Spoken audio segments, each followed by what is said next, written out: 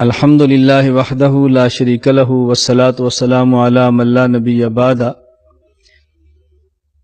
میں نے آپ کے سامنے علامات قیامت پر تفصیل سے بات کی ہے۔ قیامت کی بعض علامات چھوٹی ہیں جنہیں علامات صغریٰ کہتے ہیں، اور قیامت کی بعض علامات بڑی ہیں جنہیں علامات کبریٰ کہتے ہیں۔ بڑی علامات کبریٰ میں سے ایک علامت حضرت مہدی کا پیدا ہونا ہے، اور ایک بہت بڑی علامت حضرت عیسیٰ علیہ السلام کا آسمان سے نازل ہونا ہے۔ نازل ہونے والے حضرت مہدی کے اوصاف کیا ہیں؟ حضرت مہدی کہاں پیدا ہوں گے، کہاں وفات ہوگی، کارنامے کیا ہوں گے، ذرا اس کو بھی سنیں۔ آمد مہدی، یہ نہیں کہنا ظہور مہدی بلکہ آمد مہدی۔ حضرت مہدی آئیں گے، پیدا ہوں گے، یہ نہیں کہ پیدا ہو چکے اور ظاہر ہوں گے۔ ہمارا عقیدہ یہ نہیں کہ ظاہر ہوں گے، ہمارا عقیدہ پیدا ہوں گے۔ آمد مہدی حضرت فاطمہ رضی اللہ عنہ کی اولاد سے ہوں گے۔ نام ان کا محمد ہوگا، والد کا نام عبداللہ ہوگا۔ رسول اکرم صلی اللہ علیہ وسلم کے شکل اور کردار میں مشابہ ہوں گے۔ دنیا میں کفر کا غلبہ ہوگا، حتیٰ کہ شام اور قسطنطنیہ پر بھی عیسائیوں کی حکومت آ جائے گی، اور اسلام سمٹتا سمٹتا مدینہ پہنچنا شروع ہو جائے گا۔ حضرت مدینہ میں ہوں گے، مدینہ میں باتیں شروع ہو جائیں گی کہ حضرت مہدی کو تلاش کرنا چاہیے۔ یہ وہاں سے مکہ مکرمہ چلا جائیں گے، اور مکہ مکرمہ حجر اسود اور مقام ابراہیم کے دوران یہ طواف میں ہوں گے، تو بعض لوگ ان کو پہچان کر کہیں گے یہ مہدی ہے، ہمیں ان کی بیعت کرنی چاہیے۔ اور اس وقت غیب سے آواز بھی آئے گی کہ یہی مہدی ہیں جو اللہ کی طرف سے حاکم اور خلیفہ متعین ہیں، اور لوگ ان کی وہاں بیعت شروع کر دیں گے۔ حضرت مہدی وہاں سے مدینہ آئیں گے، رسول اللہ صلی اللہ علیہ وسلم کی قبر مبارک کی زیارت کریں گے۔ وہاں سے شام آئیں گے، نصارہ سے جہاد کریں گے اور شام پر فتح حاصل کریں گے۔ پھر قسطنطنیہ جائیں گے، وہاں پہ فتح حاصل کریں گے۔ پھر واپس شام کے علاقے میں آئیں گے۔ عصر کی نماز کا وقت ہوگا کہ حضرت عیسیٰ علیہ السلام دو فرشتوں کے کندھوں پر ہاتھ رکھے ہوئے دمشق کی جامع مسجد پر مینار پر اتریں گے، اور وہاں سے سیڑھی کے ذریعے ان کو مسجد میں اتارا جائے گا۔ حضرت مہدی فرمائیں گے نماز آپ پڑھاؤ۔ عیسیٰ علیہ السلام فرمائیں گے میں نے تو دجال کو قتل کرنا ہے، میری وہ ذمہ داری ہے، مصلی آپ کا نماز آپ خود پڑھائیں۔ حضرت مہدی پڑھائیں گے تو حضرت مہدی 40 سال کی عمر میں خلیفہ بنیں گے، 7 سال تک خلافت کا نظام قائم کریں گے، اور 47 یا 48 عمر میں انتقال فرما کے دنیا سے رخصت ہو جائیں گے۔ حضرت عیسیٰ علیہ السلام کہاں نازل ہوں گے، کیا کام فرمائیں گے، اور کہاں ان کی وفات ہوگی، ذرا اس کو بھی دیکھ لیں۔ نزول عیسیٰ، حضرت عیسیٰ علیہ السلام 32 سال کی عمر میں اللہ نے ان کو آسمان پہ اٹھایا ہے، بغیر باپ کے حضرت مریم کے پیٹ سے پیدا ہوئے۔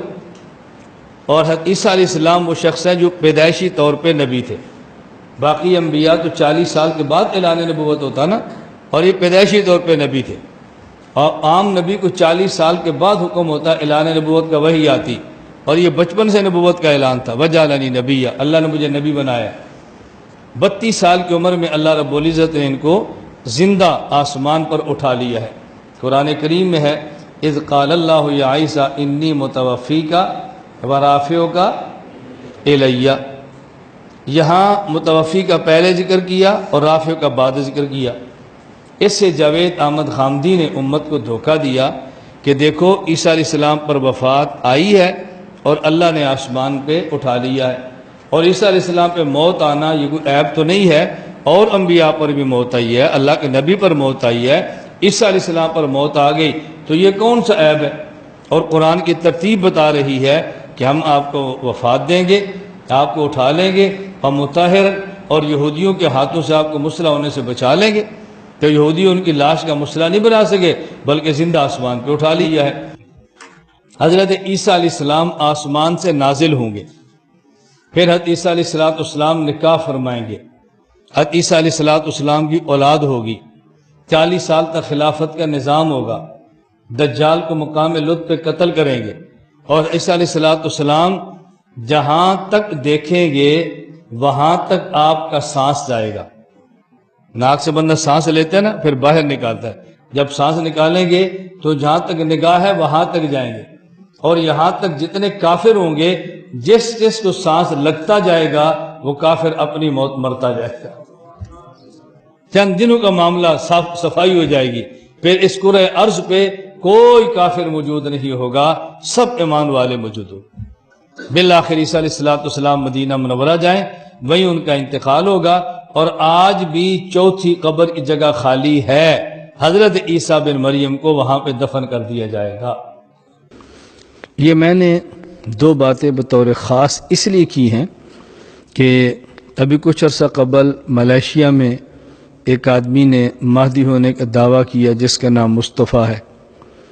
کچھ لوگوں نے پاکستان میں دعویٰ کیا، عدالتوں نے سزائیں دیں، وہ جیلوں میں گئے۔ ابھی ہندوستان میں ایک شخص نے دعویٰ کر دیا جس کا نام شکیل بن حنیف ہے۔ تو جس طرح کسی نہ کسی دور میں بعض لوگوں نے کسی کے کہنے پر یا خود لیڈر بننے کے شوق میں غلط اور جھوٹے دعوے کر کے خود جہنم لی ہے اور دوسرے لوگوں کو جہنم کا ایندھن بنایا ہے۔ اللہ ہم سب کی حفاظت فرمائے۔ اسی طرح آج کے دور میں بھی کچھ لوگ یہ کام کر رہے ہیں، جن میں اس وقت شکیل بن حنیف کے نام پر ہندوستان میں ایک شخص ہے کہ جس نے یہ دعویٰ کیا ہے۔ آپ اس کا بیک گراؤنڈ دیکھیں، آپ اس کا پس منظر دیکھیں، آپ اس کا نام دیکھیں، پیدائش کی جگہ دیکھیں، تعلیم دیکھیں، اس کے کام نہیں کرتوت دیکھیں، مسلمانوں میں تفریق کا سٹائل دیکھیں، تو کیا ایسا شخص مہدی ہو سکتا ہے؟ بجائے مہدی ماننے کے مزید لوگ اس کو عیسیٰ بن مریم مانے، کیا ہو سکتا ہے؟ حضرت عیسیٰ علیہ السلام بغیر والد کے پیدا ہیں، والدہ کا نام مریم ہے۔ اللہ رب العزت نے زندہ آسمان پہ ان کو اٹھایا ہے، آسمان سے پہلے، قیامت سے پہلے آسمان سے نازل ہوں گے۔ اب بتاؤ، اتنی واضح صفات ہونے کے باوجود پھر بھی اگر کوئی شخص حماقت اور پاگل پن کی بنیاد پر یہ دعویٰ کرے کہ میں عیسیٰ ہوں، وہ قادیان کا غلام محمد ہو یا وہ ہندوستان کا شکیل بن حنیف ہو، کیا اس کو مانا جا سکتا ہے؟ اسی طرح مہدی ہونے کا دعویٰ کرنے والا کو ملیشیا کا ہو یا یہ دعویٰ کرنے والا کو ہندوستان کا ہو، کیسے تسلیم کیا جا سکتا ہے؟ اس لیے میں پوری دنیا کے مسلمانوں سے عموماً اور ہندوستان کے عوام اور مسلمانوں سے خصوصاً یہ گزارش کروں گا کہ اس فتنہ شکیل سے ہوشیار رہیں، اس فتنے سے دور رہیں، اس فتنے کا تعاقب کریں، اور وہ ہمارے علماء، وہ ہمارے دین کا درد رکھنے والے لوگ جو اس فتنے کا تعاقب کر رہے ہیں، ان کا ہر قسم کا ساتھ دیں، ان کا تعاون کریں، اور امت کو اس فتنے سے بچانے کے لیے جس حد تک اللہ توفیق عطا فرمائے کوشش کریں، اس پر اپنا مال لگے، اس پر اپنا وقت لگے، اور اس پر اپنی جان لگے، جو خرچ کر سکتے ہیں کریں، اور فتنوں سے امت کی حفاظت کریں۔ جو شخص فتنوں سے امت کو بچاتا ہے، اللہ رب العزت اس کو اتنا بڑا اجر عطا فرمائیں گے جس طرح صحابہ کرام رضی اللہ تعالیٰ عنہم کو اجر عطا فرماتے تھے۔ تو فتنوں کے خلاف کام کرنا یہ بہت بڑی عبادت ہے، بہت بڑا کام ہے، اور یہ کار نبوت کا حصہ ہے یہ کام کرنا۔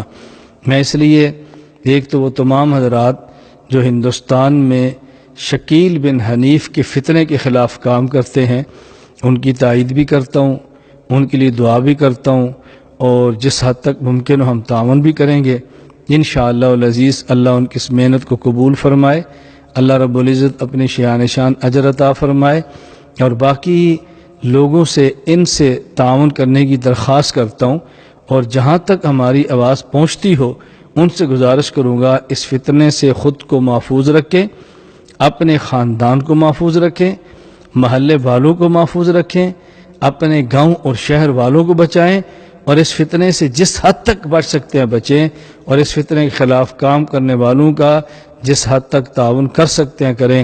اللہ تعالی ہم سب کو اخلاص، دلائل، اعتدال اور اپنے اکابر کے ساتھ رہ کر دین کی خدمت کرنے کی توفیق عطا فرمائے۔